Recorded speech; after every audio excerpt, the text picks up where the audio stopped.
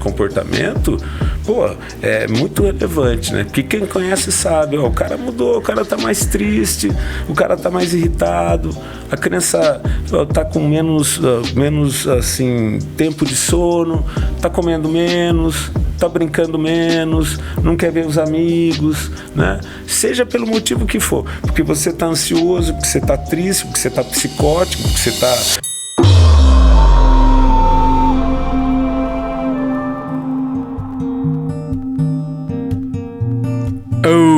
Olá, galera! Bem-vindos a mais um Agente a Mente, podcast mais feel good do Brasil. Eu sou o Lucas, estou aqui com o César e hoje a gente vai buscar falar um pouco mais da psiquiatria na questão da criança, né? Do adolescente que busca ajuda, mas não sabe como, e as pessoas tentam entender se está precisando de ajuda mesmo e não sabe se precisa. E o adulto também, né? É, né? O adulto também, né? Mas é mais fácil o adulto pedir atenção, você não acha? Ou não sei, né? Tem muito adulto que tem dificuldade, principalmente se for homem, né? Ah, é? Você acha? Eu acho que a mulher tem mais facilidade de buscar ajuda, o homem tem mais dificuldade. A gente vai mais pro whisky? A gente vai pro bar? É possível, Eu acho que o homem tem mais dificuldade, sim, né? De pedir de ajuda. A mulher compartilha mais, o homem compartilha menos. Mas não vamos falar disso. Quando é que a criança pede ajuda, adolescente ou adulto? Em épocas de fim, não, né? Fim de pandemia, falar fim de pandemia, coisa nenhuma. Eu pensei muito no tempo que tá para começar sei lá. As crianças voltando aí, né, para a escola, e tá se falando tanto que a volta das questões na vida aí normal, a grande questão vai ser o aspecto de saúde mental, né? Falar um pouco isso. O que os pais podem ver, o que nas crianças, nos adolescentes, e o que os adultos podem observar também que faça te levar a buscar algum tipo de auxílio do ponto de vista de saúde mental. Você acha que os adolescentes, eles se importam muito com buscar ajuda? Porque eu acho que não. Não, eu acho também que não. Mas você sabe por que não, né? Porque eles são rebeldezinhos? Não, porque o adolescente usa um mecanismo de defesa muito comum, que é formação reativa, que assim, eles agem exatamente de forma oposta àquilo que eles sentem, o que eles pensam. Então, adolescente não morre não, Lucas, não morre, não fica doente, não sofre, ele tá sempre feliz, super-homem, né? Pra ele, né, mas internamente cada um de nós sabe, né, o que gera de dor, o que gera de sofrimento, né? De moda também, né? De sad boy, né? Uma coisa meio Nirvana, assim, meio Billie Eilish, de deprimido, né? Tem, mas é uma idade que já tem muita variação de humor, né? É um saco já ser tem as fases pelo amor de Deus. por natureza, né? Tem as rebeldias, né? Ensino médio é uma merda, pra falar a verdade. Eu acho que a adolescência é uma fase dura, né? Fase de identidade. Mas eu acho que todas são, né? É verdade. Não são? Todas são? É verdade. Os caras falam assim, a infância é uma fase tranquila, uma fase alegre, feliz. Não é pra todas às vezes, também, né? É claro que não. 15% das crianças têm algum problema de saúde mental grave suficiente, né, para procurar ajuda do ponto de vista psiquiátrico. Então os bebês choram todo dia, né? Você vai falar que eles são muito felizes? Não, mas, por exemplo, um bebê, uma criança muito pequenininha. Bebê fica deprimido? Bebê, assim. Eu acho que tem. Pode haver alterações de humor que você pode reconhecer muito cedo, até em pré-escolar. Mas, por exemplo, perda de função já adquirida. Volta a fazer xixi na cama. Volta a fazer cocô na cama. É algo, é algo preocupante, né? Voltar a perder função é um indício, né? Ou chora por qualquer coisa, né? Ou de uma forma exagerada. É outro indício. Tá com problema de sono e não pode ser saúde. Claro, né?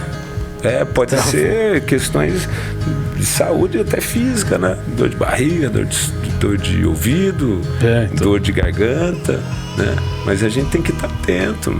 Criança que não quer se separar dos pais por nada, que a gente vai ter tanto isso agora com a escola, né? Que é provavelmente com a questão de ansiedade de separação.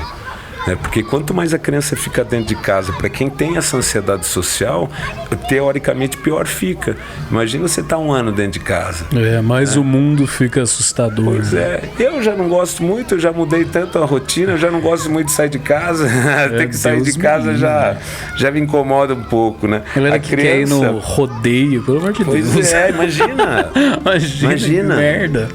Né? Então é incrível. A última vez que eu vi tanta gente junto, na realidade foi bastante recente, foi a final agora de Palmeiras e Santos pela Libertadores da América. Tinha tanto convidado que parecia que o Maracanã estava lotado, né? É verdade. Mas eu acho que são questões muito relevantes e varia de acordo com a idade, né? Quando você é pequenininho, olhe para isso. Perda de função, problema com a alimentação, problemas de desenvolvimento também, que tem muito, né? Atrasos para falar, para andar, tem que estar atento. Isso evidentemente não tem a ver com pandemia, né? Não tem a ver com fatores externos, mas são fatores relevantes. E aí vai, né? Autoestima. Sabe uma dica boa com criança também que eu acho interessante? A criança que é adultizada. A criança adultizada, criança preocupada com tudo, preocupada com o passarinho que está ali na árvore, que está sozinho, sabe? Essa coisa meio da criança muito adultizada. Consequentemente, a criança que não brinca, né? Ela não brinca, ela é introspectiva demais. Me preocupa muito mais criança introspectiva do que a criança que está batendo em todo mundo, está quebrando tudo, né? Me preocupa mais, né? E são eles que têm chance de matar todo mundo depois com uma... Não necessariamente, mas eu acho que o indivíduo que não externaliza, ele vai retendo, então, vai virando uma panela de pressão, né? Não necessariamente, mas pode acontecer. Pode acontecer, né? Pode acontecer. A criança que está sofrendo bullying lá, que está na tensão, de repente explode, né? A gente já viu tanto isso. Né? Ou a criança que está vivendo uma condição emocional muito terrível de violência, esse tipo de coisa, e acaba explodindo. Então, eu acho que tem alguns sinais que são muito claros, né? Dificuldade escolar, começar a ter problema de escola, eu acho que, ninguém tem uma saúde boa se vai mal na escola, né? Eu acho que ir bem na escola é relevante, e todo mundo quer ir bem. O cara que não vai mal, alguma coisa está acontecendo. Seja algum problema específico, ou da escola, ou de aprendizagem, ou ligado à saúde mental, alguma coisa, né, tá rolando. Eu olharia muito para isso. Amigos, né? Amigos criança que não tem amigo, criança que está sozinha. Você imagina você na escola, você está sozinho lá no pátio, não fala com ninguém. Rola lá o lanche e você está sozinho. Por medo, né? Na real. Tem várias causas, mas é um sinal, né? Que nem a gente pode estar discutindo causa, patologia, mas eu não acho que a ideia é sim a gente mostrar que alguma coisa está estranho, né? Criança ficar sozinha, numa escola, ele está lá há 3 anos, ele está tomando lanche sozinho. Além do que é dolorido, triste, né? É triste, né? Pra caramba. Muito triste. Eu acho que a criança ali demonstra um sofrimento. Ela se sente mal também. Exato. Né? Se sente bem sozinho. Ninguém se sente bem sozinho em nenhuma fase da vida. Eu acho que não, nenhuma fase. Eu acho que qualquer um, a gente falando disso, eu acho que qualquer um que, assim, socialmente não está bem, eu acho que é algo de se questionar do ponto de vista de se emocionalmente está bem, né? Eu acho que quando você está bem emocionalmente, você está feliz, cara, você quer compartilhar, né? Você quer estar com as pessoas que você gosta, você quer encontrar seus amigos. E você tem menos medo de fazer amizades. Exato. O mundo não é tão assustador quando você está feliz. E para algumas crianças, né? Outra coisa é o humor, né? Olhar para isso. Isso que você citou é muito relevante. O humor é tudo. Como é que tá o humor? A criança está irritadona, tá putona com tudo o tempo inteiro. Adolescente que está irritado o tempo inteiro. Ou adulto que está irritado o tempo inteiro. O cara está sempre irritado, o cara está sempre de mau humor. O cara está sempre puto com tudo. Qualquer coisa, acontece uma coisa legal, ele não sorri. Acontece uma coisa muito legal, ele não sorri. Cara chato, né? Não, às vezes o cara tá em sofrimento. Eu acho que é ruim, né? Você pega a mulher de TPM, é o maior exemplo de alteração endógena de humor, mano. Ninguém quer estar daquele jeito. A mulher não quer estar daquele jeito. Agora imagine você acordar de TPM todo dia durante um mês, né? E você não, sem ser TPM, né? Ter tensão pré-menstrual, tá? Não ter. Incomoda. Alteração de sono. E de comida, né? E de comer. Olha, você quer olha, uma dica boa. Alteração de qualquer coisa, né? Você não acha? Eu acho que não é de qualquer coisa. Eu acho que se são tem uma coisas personalidade, do dia a dia. daí muda muito drasticamente. É meio esquisito, exato. né? Por isso que tem outras dicas, ó. Ganhar peso demais ou perder peso demais, muito rápido. Você pode pôr uma bandeira vermelha em cima da pessoa, de questões emocionais, né?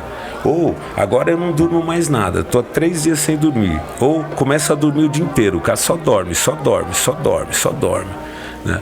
O adolescente que quer ficar O isolado. adolescente pode estar só no celular. Não, exato, mas nada disso Quando vai dormir, né? Exato, nada disso que a gente está falando necessariamente né, um problema de ordem É uma psiquiátrica. soma de várias coisas que você percebe, né? E são dicas, né, de você ficar meio atento. Isso que você falou da mudança de comportamento, pô, é muito relevante, né? Porque quem conhece sabe, ó, o cara mudou, o cara tá mais triste, o cara tá mais irritado, a criança tá com menos assim, tempo de sono, tá comendo menos, tá brincando menos, não quer ver os amigos, né? Seja pelo motivo que for, porque você tá ansioso, porque você tá triste, porque você tá psicótico, porque você tá, né? Tem tantos motivos. São indícios, né? E aí o contato da família com o indivíduo é muito relevante, né? Pra você poder compartilhar isso, alguém que perceba e que leve a criança, isso é mais fácil porque a criança vai, né? O adolescente não, porque ele nega o tempo inteiro. O adolescente é aquela história, eu não morro, não fico doente, o problema tá no outro, eu não sofro nunca, eu não posso estar sofrendo. É porque sofrer é mico. É mico, exato. Que tosco, é uma bobagem, né? Todo mundo sofre. Ser adolescente é muito chato. Acho que é super, que ninguém entende nada. E o adulto que também vive um pouco disso, né? Se for mulher, eu acho que é mais fácil. Se for homem, é aquela história. Homem também não pode estar triste, homem não pode chorar. Homem tem todo, né, que tem que considerar as questões de ordem cultural que também recaem sobre o homem, também recai sobre a mulher, né? Em outras questões, mas também recai. Então, a gente tem que estar muito atento. E sempre tem alguém que olha, né? Se você não consegue buscar ajuda, geralmente alguém percebe, né? E dá um toque ou te leva. Volta a dizer, se a criança é fácil, pega pela mão, né? A queixa é sempre dos pais, né? É muito raro ser da criança, é dos pais, né? O adolescente não, às vezes ele está lá contrariado, mas ele está, e às vezes os pais têm que ser firmes mesmo, porque você vê que algo está alterado, e se você ficar esperando, você pode esperar sentado, o adolescente não vai buscar, é muito difícil, tem que sofrer muito para buscar ajuda. E o adulto, né, que os adultos muito teimosos ainda, que acham que questões de saúde mental é fraqueza, qualquer coisa assim, um baita preconceito, com uma coisa que é tão relevante, né? Então... Mas adulto às vezes não vai nem no médico, pô. Nem quando você tá... o cara tá sangrando e não quer ir no médico. O que é uma bobagem, né? Não tem o menor sentido, né? O indivíduo... A gente medo, né? De ter alguma coisa pesada. E às vezes é falta de reconhecer também, sabe? Só tem câncer quem vai atrás pra ver se que não é verdade, né? Não é verdade. Não, mas essa é a mentalidade que a galera tem, né? De que, tipo, eu não quero descobrir se eu tô mal. Isso é uma mentira que tem na medicina. Você fala assim, ó, se eu procurar eu vou encontrar. Mentira, pô, tá lá. Se você procurar, eu sei que você sabe, né? Mas se você não procurar, você só vai descobrir mais tarde, vai ser muito pior pra tratar. Né? Óbvio. Melhor ter hipocondria. Mas não é fácil, sabia? Por exemplo, o pai reconhecer que o filho está deprimido não é muito fácil, né? A gente sempre acha que é um momento, que é uma coisa que vai passar. Ou que é uma fase, né? Ainda mais você pega assim um pré-adolescente que você não sabe, que já é uma fase de mudança. Sim, né? Ele vai mudar. Você muda, você já, como é que você vai saber se imagina é a sua criança, fase então. ou se é... Imagina a criança você que muda muito rápido de um ano pro outro a personalidade, né? E você conseguir reconhecer que seu filho, pô, ele não tá legal, velho, emocionalmente. Ele não tá bem emocionalmente. Imagina a dificuldade pro pai que é de uma criança com 4 anos. Ou pior, que seu filho tá com algum problema de desenvolvimento. A dificuldade que é para os pais aceitar, dizer, seu filho tá atrasando para falar. Seu filho tá com dificuldade de se socializar. Seu filho tá com uma dificuldade na marca. Às vezes a família fala, a irmã fala da mãe, os avós falam, eles têm dificuldade de aceitar. Né? Cara, porque difícil. é que nem eu falei, se a pessoa tem medo dela mesmo pegar uma doença, imagina o filho, né?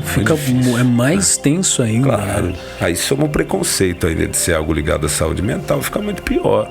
Por isso que se protela tanto, mas não é fácil, né? Por isso a gente tem que estar muito próximo, né? Quem mais se identifica com rapidez é quem tem proximidade, que eu acho que percebe isso que você disse, que assim, houve uma mudança de padrão, né? Pô, meu filho mudou, né? Mudou, mas antes ele era mais alegre, antes ele era mais sociável, antes ele tinha um padrão de sono mais regular. Você sabe, o humor tá legal, ele tá brincando. Se o cara tá super feliz todo dia, daí do nada ele volta assim, ó, da escola. Exato. Ou começa a acontecer alguma coisa, né? Tá rolando, né? Mas... Tipo assim, você acha que dá pra perceber? Porque, por exemplo, a gente pega a altura, eles crescendo em altura. Você não percebe no dia a dia, porque é uma coisa devagar. Então, uma doença que vai chegando devagarzinho, você acha que é mais difícil de... Eu acho, uma doença mais insidiosa é mais difícil.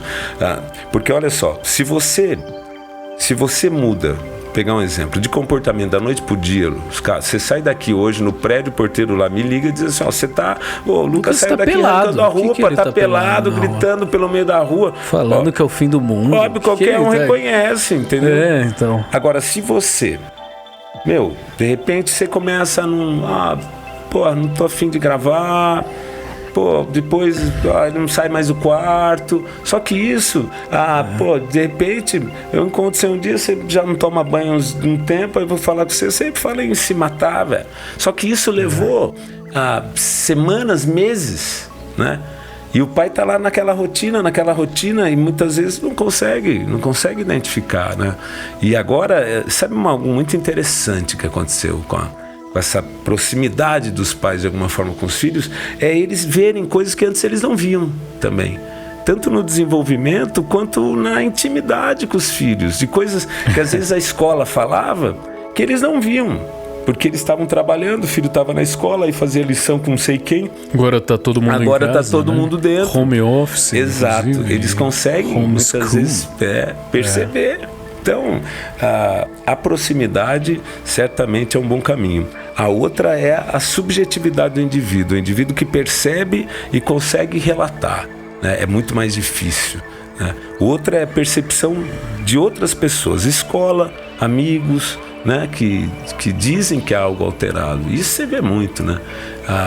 O filho que se comporta de uma determinada maneira com os pais, de repente os pais descobrem que ele é irritadíssimo, tem padrões de comportamento de N problemas de conduta, né? Que é uma coisa que a gente vai falar também. Então, a gente tem que estar muito atento. É diferente, né? A personalidade da escola e a personalidade de em casa, né? Totalmente diferente, né? Total. Tanto que a gente entrevista, a gente sempre atende a criança em separado, a criança, adolescente, criança junto com os pais é uma, longe dos pais é outra, né? Totalmente diferente. Né? E sabe o que? A gente tá falando de coisa ruim, né? Mas tem coisa boa, né? Os pais têm dificuldade de reconhecer as coisas boas também. Né? Total, é verdade. Coisas que são uma grande ideia, você vê que é uma grande virtude do indivíduo, os pais têm dificuldade de reconhecer. É que o professor fala e o pai fica tipo, nossa, é verdade? Exato, né? Muito... Dos dois lados. Exato. Quanto que é por fora, né? Exato. Os pais são os últimos a saber. Aquela história que eu te falo sempre da Anne Frank, né? O povo que dizia, como é que minha filha escreveu aquilo lá? Eu convivia, eu tava lá, eu nunca pude, eu não vejo a minha filha naquilo lá. E era uma quartinha minúsculo, como que eu não sabia, né? Ele com 90 anos, ele diz isso. Mas os pais vivem isso direto, né? Os pais vivem isso direto. Ainda mais terceirizando tudo, né? Os pais estão, pela rotina de vida, estão terceirizando, né? Os cuidados, né? Seja para a escola, seja por um personal, seja por uma academia, seja para a pedagoga que vai auxiliar na escola, seja o que for. Mas essa coisa de terceirizar é em tudo, né? Não é só os pais. É o mundo com tudo. Mas tudo está sendo terceirizado. Mexe na essência humana, eu acho que é o cuidado, né? Se eu pensar, da forma mais primitiva e biológica possível, a gente serve fundamentalmente para isso, né? A gente amadurece, reproduz, cuida da cria, morre, né? É a perpetuação da espécie. Se a espécie começa a não cuidar da própria prole, A gente imagina que não sinal tenha muito de- futuro, né? Eu acho. De problema geral da espécie, né? Totalmente. Meu. Ó, nós somos A gente e a a mente. Esqueci.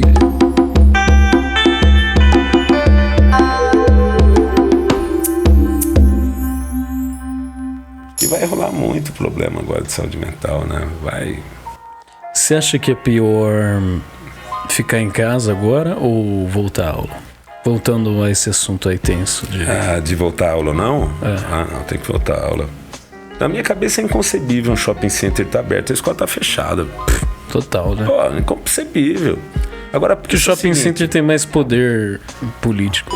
Eu vi uma colega falando, hoje ela tem total razão. A gente pensa o seguinte, você pensou no oposto? E se não voltar? Mais 1 ano, 2 anos fora da escola? E se surgir uma variante Claro. que não pega essa vacina? Pô, a e gente aí? está esperando isso aí de resolução, é quando? Já passou 1 ano, vai passar 2 anos, pô, tem que tomar a primeira dose, tem que esperar o efeito da segunda dose, as crianças vão ser as últimas, então, cara, não tem. O que não tem. assusta é a sociabilização, né? A questão de... A gente tá numa sociedade já que tá se isolando totalmente. E essa é a tendência, se isolar cada vez mais, e solidão. E daí perder a sociabilidade bem quando você É ruim precisa. para todos, né? Mas eu acho que tem alguns grupos que são mais são mais críticos, que eu acho que a gente tinha que olhar. Sabe, crianças com problema de desenvolvimento, que a escola é muito importante. Sabe, crianças com 2, 3, 4 anos com atraso de desenvolvimento, onde a escola é tudo, né? A grande forma de tratar, de estimular. Crianças que têm dificuldades sociais, né? Que passam por questões sociais. Crianças que têm problemas de aprendizado, pô. Né? Ela precisa ali do professor do lado, do apoio, né? Crianças que não se deram bem no ensino remoto. Tem gente que se deu bem. Tem famílias que dizem que, pô, a criança está bem. Né? Que foi legal, que eles estão bem, a criança está aprendendo até mais. Bom, ótimo. Pô, se sofre bullying, Né? é uma ótima, né? Exato. Você foge, né? Teve muita gente tá com safe. ansiedade social que amou tá a pandemia. na vida boa, né? Exato, mas a gente tem que pensar, em particular, nesses grupos. Teve alguns grupos que perderam muito, certamente. Né? Esses grupos perderam muito e eu acho que a gente tem que olhar para eles com cuidado. Eu acho que o grupo de desenvolvimento, os que têm dificuldade escolar, sabe? Eu acho que os que têm dificuldade social, os que estão passando por algum problema de dinâmica de família mais sério, por conta também da necessidade dos pais de trabalho, por fatores econômicos, crianças que têm uma condição sociocultural muito pequena, que a merenda é relevante, né? A gente já discutiu, que vivem em ambientes já mais tóxicos muitas vezes por privação mesmo. Eu acho que são crianças de risco. Eu acho que essas crianças, independente disso que a gente está falando, né? De questões de saúde mental, de questões maiores, né? Eu acho que são crianças maiores no sentido de saúde mental. Eu acho que são crianças que realmente deveriam voltar à escola, certamente. Outras que estão bem, né? Estão felizes, se adaptaram bem, de repente talvez conseguissem, né, esperar por mais tempo, consigam esperar por mais tempo, mas essas outras crianças certamente, eu acho que elas são prioridade. Essas crianças deveriam voltar para a escola o mais rápido possível, pelo menos no meu entendimento. Cara, Psiquiatra de criança. Sair de férias e você ficar isolado só nas férias já era ruim. 1 mês e meio você se sentia mal, imagina 1 ano. Você sabe que eu acho que isso passou, né? É tão maluco isso. Você sabe que a gente se acostumou já? Totalmente. Você sabe, lembra dos primeiros programas, né, que a gente fez? A gente falava assim, pô, é muito difícil. Eu falava assim, meu paciente veio lá, ele falava, eu quero minha vida de volta, né? Pô, todo mundo adaptou, viu? É isso a vida deles hoje. Passou 1 ano, eles recomeçaram o ano, né? E estão de novo vivendo a mesma lado é coisa. Legal porque a gente se adapta como sociedade, né? Como ser humano, isso é bom. Mas por outro lado é meio assustador, né? Eu acho assustador porque eu acho que foi para pior. Eu acho que piorou para a maioria das pessoas, né?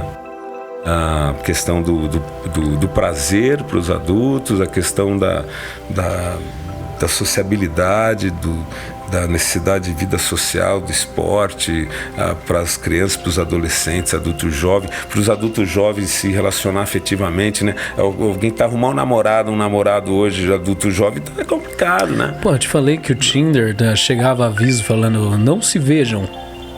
Como assim? E agora você viu uma coisa Tá do ligado? Pix Tinder? Ah, eu tô sabendo. Então. Mas é isso, cara. Eu acho que a gente tem que olhar para cada um, mas a gente tem que estar próximo, tentar dialogar com as crianças e adolescentes para ver se há sofrimento. Tá atento a alguns pontos, ó. Sono, alimentação, humor, níveis de ansiedade, desempenho, né? Isolamento social, proximidade com a família. A gente tá atento a essas questões e poder, né, oferecer ajuda para aqueles que claramente necessitam, porque nada melhor para alguém quando você não está bem, que alguém identifique e consiga te ajudar. Você se sente importante também, né? Claro, ainda mais que acolhido. alguém, dependendo da situação, você está se sentindo muito mal, ter alguém que vai atrás de você e pergunta se você está bem já ajuda muito, né? E você falar, vale para qualquer um. A gente tá falando de criança. E outra, né? O máximo que acontece é, beleza, tá tudo bem, Exato. volta para casa. Ou você tá confia ou não, mas tá de boa. Porque a gente fala da criança, da adolescente, mas vale para qualquer um, cara. Um pai de família que tá aí na pressão, né? Dando conta de tudo, mas que chega um amigo do lado, pô, você tá precisando de algo, pô, te vejo que você não tá bem, né? Às vezes uma pessoa que você possa compartilhar algo, né? Uma coisa que é relevante de aliviar um pouco, às vezes, de uma pressão tão grande que se vive. Não necessariamente haver por questão de saúde mental, não é isso, né? Mas são indícios de que emocionalmente talvez você deva tomar um pouco mais de cuidado, olhar para aquilo com um pouco mais de atenção, certamente. Uns e muitos vão superar naturalmente sozinhos, né? E outros vão seguir aí um caminho mais perigoso. Eu acho que haver necessidade de ter mais auxílio, tratamento, muitas vezes, se desenvolver algum tipo de patologia por conta desse processo todo que a gente vive, né? O problema é quando você tá na espiral negativa e você não vê mais a esperança. E você perde a crítica. E daí, né, você precisa do outro literalmente. Exato. Se não tiver alguém para te salvar, você tá ferrado. Eu acho que principalmente na psicose e nos fenômenos de depressão, né? Eu acho que a depressão chega um momento que você perde tanto a esperança que você não acredita mais. Você não acredita que você vai ter ajuda. Então, assim, você não vai ter ajuda, eu não vou buscar ajuda. Isso aqui não vai se solucionar. Porque você não merece, né? ajuda. Não merece, você pode sentir culpa, pode sentir, mas ele vive essa desesperança, né? O psicótico que não reconhece, né? Que dentro da psicose toda, da fuga total, daquele momento de absoluta ruptura que a realidade não reconhece. Às vezes o ansioso social, que tem muita dificuldade de buscar ajuda. Também porque você precisa de social para buscar ajuda de fobia social. Então há muita essa dificuldade, né?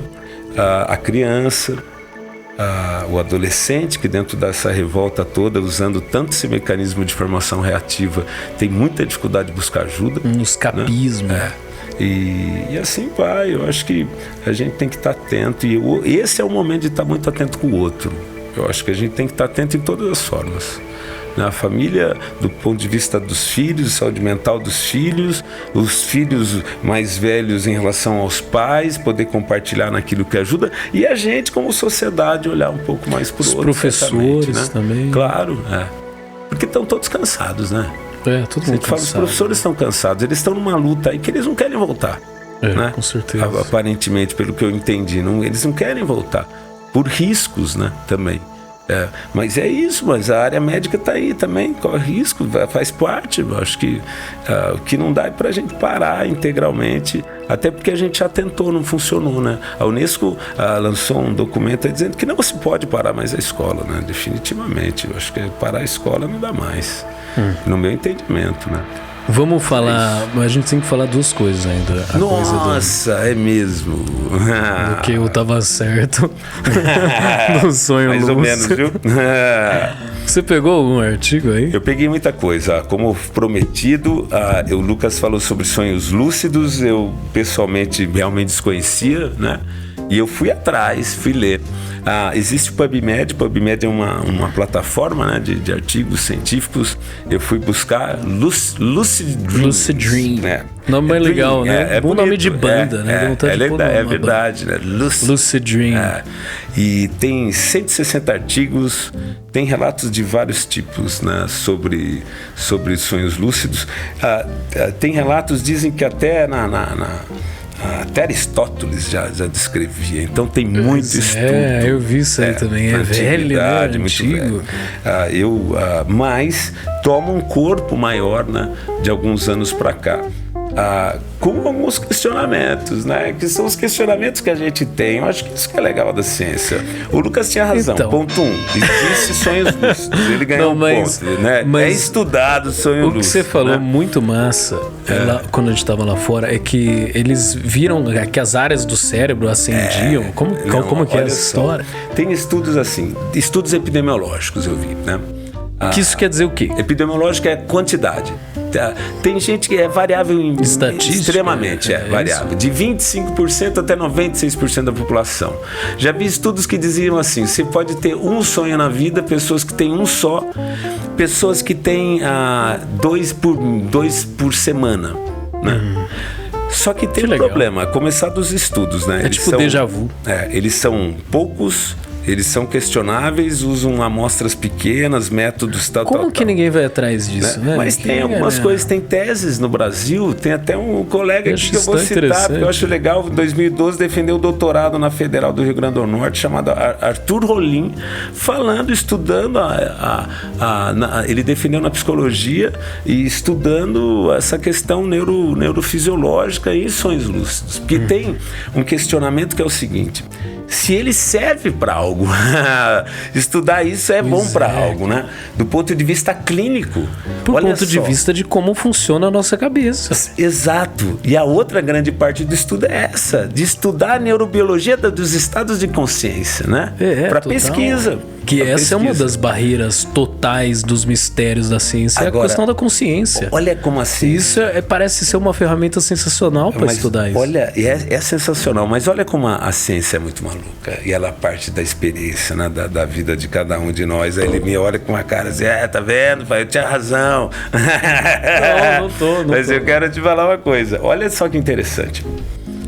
Primeiro, essa tese de doutorado desse colega, ele chega a uma conclusão. Ele diz assim: eles são realmente muito associados, aparentemente, sonhos lúcidos são, na realidade, estados incompletos de transição entre o sono REM para o estado de vigília. Ponto para mim. Eu tinha razão. Tem outros estudos que eu li que assim, poxa, eles podiam ajudar sobre pessoas que têm muito pesadelo. Só que tem também problemas. Lembra as técnicas que você citou? Elas são verdadeiras, né? Uma delas é o quê? Interromper o sono, né? Então, a gente volta para aquele problema. Quando você interrompeu e você volta a dormir, por isso que você volta a ter mais sonho lúcido, porque você está na transição. Tá? Só que aí tem uns problemas. Os caras que começaram a fazer isso em laboratórios de sono podem ter problemas de sono. Você começar a treinar para ter sonho lúcido e afetar totalmente a arquitetura do seu sono. Né? Você realmente tem que acordar. Claro. Né? Quebrar no sono no meio pode trazer problema. Isso, né? Que eu acho muito legal, né? Eu te falei uma série de coisas que era da minha vivência, mas eu li. eu li coisas que era exatamente o que a gente discutiu. Outra coisa, você criar fatores externos meio assim estressantes, né? Ambientes meio assim que talvez favoreça a você a desenvolver esse tipo de sonho. A gente discutiu isso também. A condição emocional favorece. Agora, aparentemente, algo que está sendo bastante avaliado é o uso de substância para induzir. Olha substância só, colinérgica, a galantamina, né? Estão usando para tentar estudar. Olha. E o que você falou tem razão. Tem aparentemente algumas alterações em região frontal, pareto frontal, né, no eletroencéfalo, com mais ondas gama na região frontal, de quando a pessoa está tendo um sonho normal ou quando ela está tendo um sonho lúcido. Só que é tudo muito questionável. E a última grande questionamento é exatamente o que a gente debateu a noite inteira, que era assim, bom, se o sonho lúcido em fase REM, realmente há essa lucidez, meramente não é um sonho. A gente volta ainda, tem que se estudar muito, todos os estudos dizem a mesma coisa. Mas tá aí, você tinha razão em muito algumas difícil coisas, provar, eu tinha razão em outras. Muito difícil provar muito, qualquer coisa. Muito difícil. Agora tá se... saiu até uma revisão recente, uma meta-análise disso. Olha só que interessante. E dizendo exatamente isso, as dificuldades que agora a gente tem que partir para estudos ligados à neurofisiologia. Avaliações de sonhos com exames, por exemplo, segmento eletro, exames funcionais, né, de ressonância funcional. O problema é como se avalia isso, né? Então, e como se induz, né, a esses estados que você tenha um conceito que seja, eu acho que único para todo mundo. Esse é o problema, né? Porque às vezes o sonho lúcido... O sonho é tão maluco que como que você vai colocar isso numa caixinha? E sabe primeiro que você não lembra. Sabe uma questão conceitual que eu vi, que eu achei interessante, assim... eu vi artigos usando o termo sonho lúcido para dizer sobre sonhos vívidos. Uhum. Sabe aquele sonho que você reconhece claramente as coisas, né? Mas eles estão conectados. O outro são sonhos que ele é vívido, mas eu controlo o sonho. Que é o que você quando dizia. você controla, geralmente é vívido. Exato. Mas tem sonhos que são vívidos que você não controla. Né? Tem muitos. Né? Então essa também é uma outra grande dificuldade, que eu acho que é uma questão quase conceitual. Que massa. Mas eu achei muito legal. A gente vai tentar chamar alguém aí sobre falar sobre isso, que ia ser muito legal.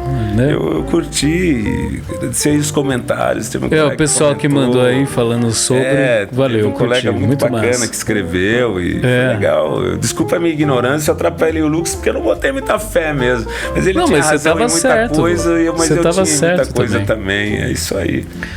Vamos lá pra notícia. Minha notícia é muito maluca, cara. É mesmo? E é sobre a Covid também. Sério? Só que é um lado positivo do negócio que aconteceu. Qual é? Uma história muito maluca pra você ver como nada é 100% negativo no mundo. Exatamente, isso é...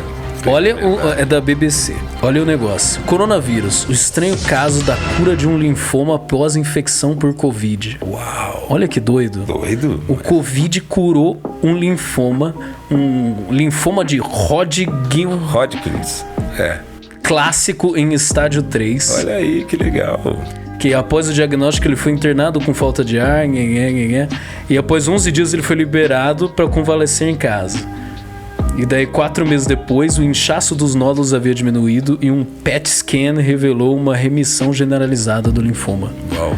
E falam que o SARS-CoV-2 desencadeou uma resposta imune antitumoral, porque as citocinas inflamatórias produzidas em resposta à infecção poderiam ter ativado células T específicas com antígenos tumorais e assassinas do tumor.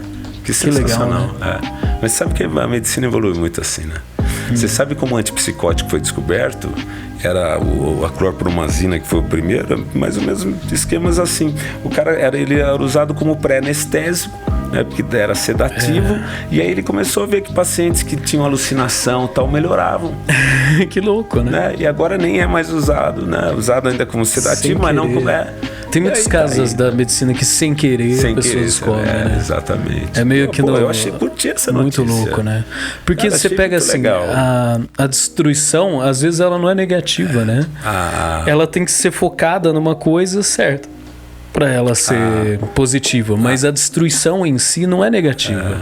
E tem uma ferramenta, caos, né? Não é exatamente. Eu acho, tem grandes ideias no caos. E nada é 100% negativo. Exato. Tem que se olhar sempre do lado bom. Eu acho também. Muito legal. Eu gostei da notícia total. A minha também tem a ver com saúde. Eu vou falar... Olha só, foi realizado o primeiro implante, eu achei incrível também, de córnea artificial em Israel. Que legal. Sabe o que é isso? Essa batalha por tipo uma impressora 3D? Um senhor de 78 anos... é colocado uma córnea artificial, porque ele tinha tido um problema de córnea anterior, e ele volta a enxergar. Eles colocam um nanotecido, né, não degradável embaixo da sua pálpebra e no globo ocular. Aquilo estimula a proliferação celular, né, e chama K-Pro, esse aparelhinho, e que foi desenvolvido por uma startup israelense, eu acho que, se eu não me engano, chama Cornet, alguma coisa assim. Que legal, muito bacana, massa. né? Israel, de novo. De novo nas ciências malucas. Eu que achei, massa. Eles são meio pioneiros, né, nessas questões. Em assim. quanto tempo a gente vai mudar de... A gente vai começar consertando o que todo mundo precisa consertar de implante. E daí quanto tempo a gente não vai criar uma córnea melhor que vai fazer com que a gente veja mais longe, veja mais nítido mais longe. E a gente vai trocar a nossa córnea por uma córnea artificial porque ela é melhor do que a natural. É a evolução aí da ciência, eu acho. Não é? Exato. Quantas décadas a gente vai ficar meio robô pra até a gente trocar? Daqui a pouco tá aí a história do ciborgue, né? O homem biônico, aí, que era da TV anos 70, de repente é uma realidade. É que nem Star Wars. Star Trek. Não, o Star Trek, que o cara usava aquele aparelhinho que ele conseguia falar vendo a pessoa, pô, aquilo lá é FaceTime, é igualzinho FaceTime. Total. Né? Isso anos 70 é o FaceTime que a gente viu, a evolução é total. Então é isso. Eu tenho que fazer um comentário que eu não fiz da última semana, é velho, mas eu vou fazer lembrando que a prova do Enem desse ano falou sobre o estigma da saúde mental na sociedade brasileira. Eu acho que isso é legal que seja dito. E que semana que vem é o Dia Internacional da Mulher, dia 8 de março, a gente tem que estar atento, ficar atento, porque eu acho que é a única data comemorativa que não vem do comércio, veio da indústria, das mulheres operárias ali que batalhavam no começo do século XX e que a partir de 75 a OMS, a Organização Nacional, a Organização Mundial reconhece, a ONU reconhece como o Dia Internacional da Mulher, dia 8 de março, a partir de 1975. Que maravilha. Tá aí. Graças a Deus que as mulheres existem. Vocês existem, ainda bem. Valeu pela sua existência. É isso aí, galera. Até a próxima. Valeu. Segue a gente, blá, blá, blá, blá, blá. Segue aí. Valeu, Lu. Beijo.